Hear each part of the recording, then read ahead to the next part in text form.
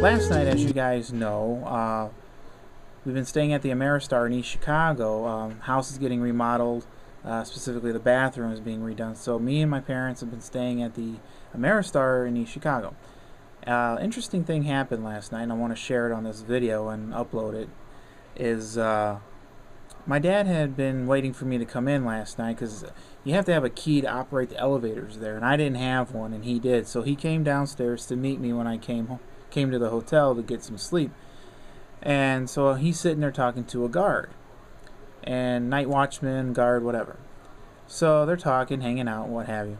Then me and my dad say adios to the night guard, and we go upstairs.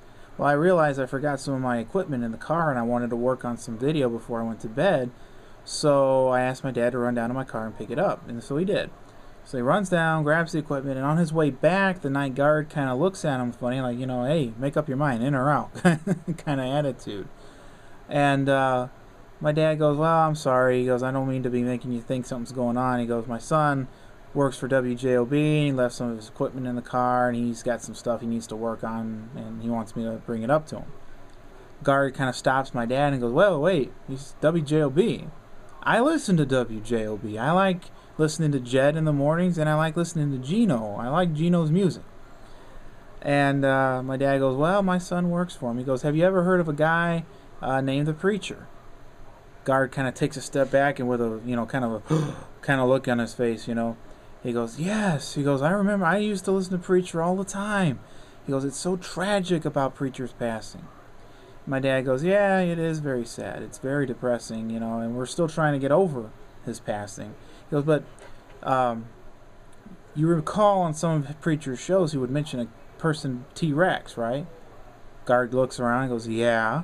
He goes, well, that was my son that you met on the way in a little bit ago. That's T-Rex.